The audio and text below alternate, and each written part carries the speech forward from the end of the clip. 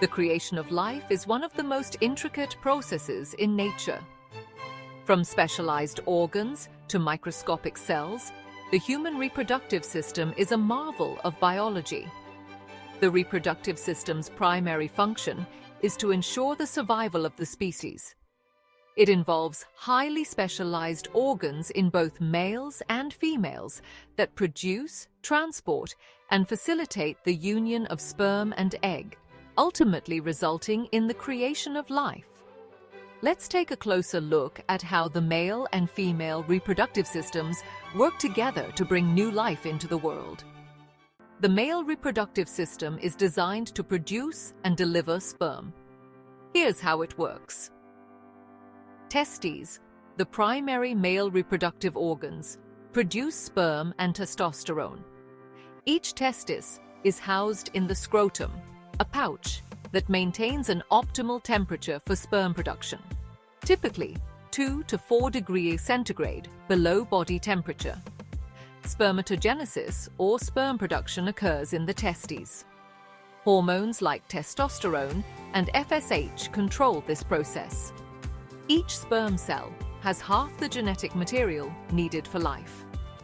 Sperm begins its life in the seminiferous tubules within the testes. The epididymis stores and matures sperm and develops the ability to swim. The vas deferens transports sperm to the urethra. Seminal vesicles and the prostate gland produce seminal fluid, which nourishes and protects sperm. Seminal fluid makes up about 60 to 70% of semen. This fluid provides energy or fructose to sperm and creates an alkaline environment for survival in the acidic female reproductive tract. The penis delivers sperm during intercourse.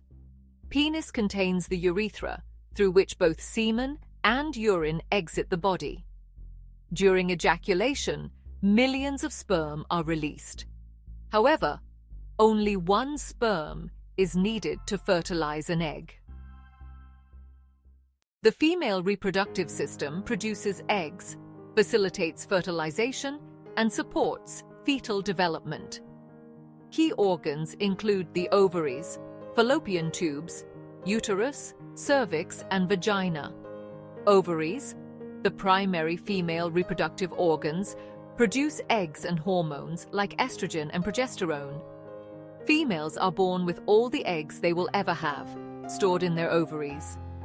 Each menstrual cycle, one egg matures and is released during ovulation.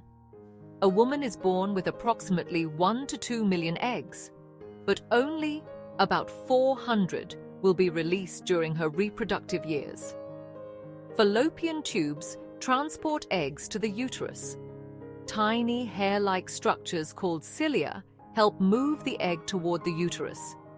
When a sperm successfully penetrates an egg, fertilization occurs. Fertilization most often takes place in the ampulla of fallopian tubes. The uterus or womb is where a fertilized egg implants and develops. The fertilized egg or zygote travels to the uterus and implants in the uterine lining, marking the beginning of pregnancy. The muscular walls of the uterus expand during pregnancy to accommodate the growing baby. The cervix connects the uterus to the vagina and allows sperm to enter. Cervix stays tightly closed during pregnancy and dilates during childbirth. The vagina is the passageway for intercourse and childbirth. Let's talk about the menstrual cycle in women.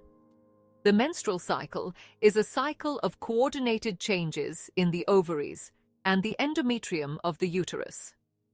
The menstrual cycle prepares the female body for pregnancy every month. It consists of 2 interrelated cycles: the ovarian cycle, which governs the development and release of eggs, or ova from the ovaries, and the endometrial cycle, which prepares the uterus to receive and support a fertilized egg.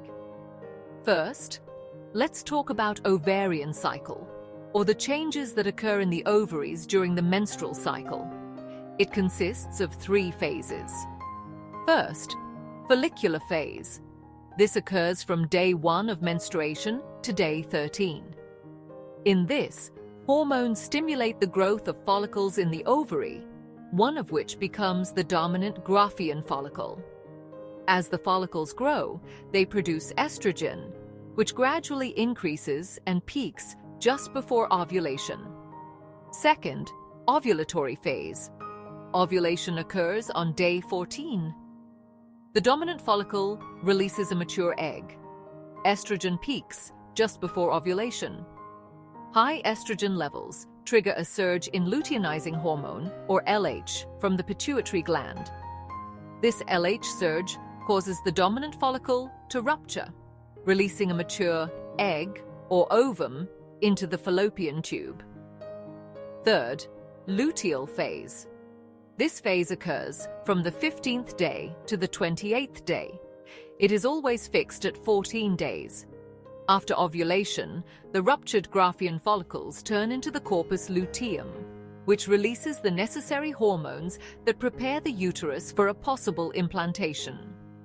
If pregnancy occurs, the fertilized egg implants in the uterus, and the developing placenta secretes human chorionic gonadotropin, or HCG, to sustain the corpus luteum.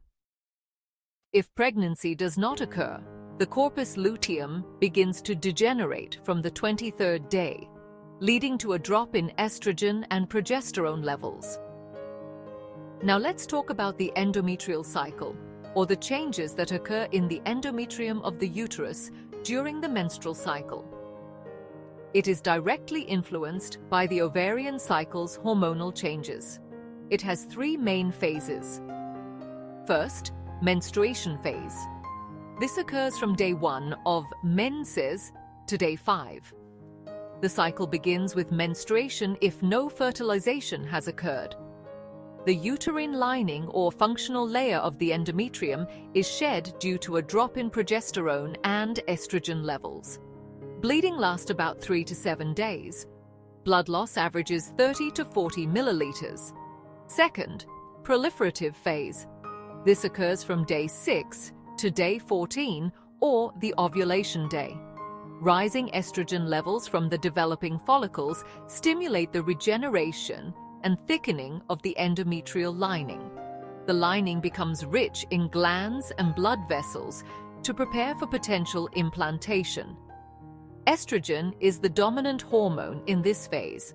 Third, secretory phase. This occurs from day 15 to day 28. After ovulation, progesterone from the corpus luteum causes the endometrium to become highly vascularized and glandular, ready to support a fertilized egg. The glands secrete nutrients to nourish a potential embryo. If fertilization occurs, the endometrium remains intact under the influence of HCG. If fertilization does not occur, the corpus luteum degenerates, leading to a drop in progesterone and estrogen levels. The endometrial lining breaks down, marking the beginning of menstruation. The ovarian and endometrial cycles are tightly coordinated by hormonal changes. Estrogen and progesterone are the primary drivers of both cycles, modulating follicular growth and uterine lining preparation. These cycles aim to create the optimal environment for fertilization, implantation, and pregnancy. Let's see how the systems work together. A man produces millions of sperm daily, but a woman releases only about 400 eggs in her lifetime. Interestingly, the egg is the largest cell in the human body, while sperm is the smallest. First, ovulation occurs when the female ovary releases a mature egg into the fallopian tube. During intercourse, sperm is deposited in the vagina and swims through the cervix and uterus toward the egg. After ejaculation, millions of sperm travel through the vagina, cervix, uterus, and into the fallopian tubes. Only a few hundred reach the egg, and just one successfully fertilizes it. In the fallopian tube, One sperm fertilizes the egg, combining genetic material from both parents. The sperm penetrates the egg's outer layer, and their genetic materials combine to form a zygote. Fertilization must occur within 24 hours after ovulation, as the egg has a short lifespan. The zygote's genetic code determines all physical traits, such as eye color and height. The fertilized egg then divides and forms a blastocyst, which implants in the uterus to begin fetal development. Babies inherit 23 chromosomes from each parent, totaling 46 chromosomes that determine everything from height to eye color. Now let's talk about hormonal regulation. In males, testosterone drives sperm production and secondary sexual characteristics like muscle mass and deep voice. In females, estrogen and progesterone regulate the menstrual cycle, ovulation, and preparation of the uterus for pregnancy.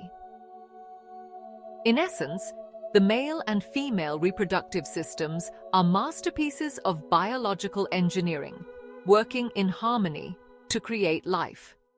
Each component plays a vital role, from the production of gametes to the nurturing environment of the uterus.